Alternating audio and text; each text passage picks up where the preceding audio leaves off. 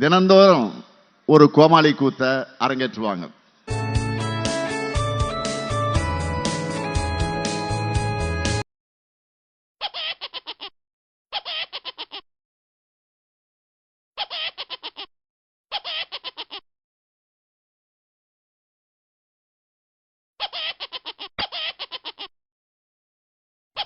திருவண்ணாமலை மார்க்கெட்டில் முதலமைச்சர் மு.க. ஸ்டாலின் பிரச்சாரம் மேற்கொண்டு வருகிறார்.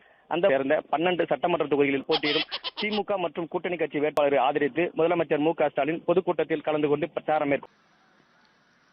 திறனற்ற நிர்வாகத்தால மக்களை கொடுமைக்கு இன்னல்களுக்கு உள்ளாக்கி வீதியில இறங்கி போராடக்கூடிய நிலைமைக்கு தள்ளிவிடுவாங்க.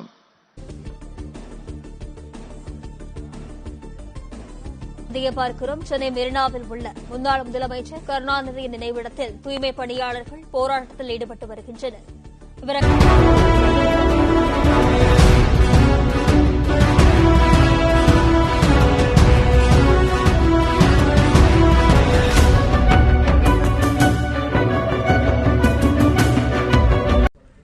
சம வேலைக்கு சம ஊதியம் கோரி சென்னை நுங்கம்பாக்கம் டிபிஐ வளாகத்தில் இடைநிலை ஆசிரியர் சங்கத்தினர் 6வது நாளாக உண்ணாவிரத போராட்டத்தை தொடர்ந்து வருகின்றனர்.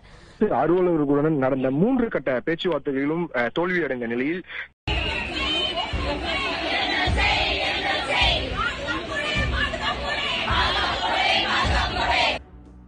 பல்வேறு கோரிக்கைகளை வலியுறுத்தி சென்னை கிளாம்பாக்கம் பேருந்து நிலையத்தில் தொகுப்பூதிய செவிலியர்கள் போராட்டத்தில் ஈடுபட்டனர்.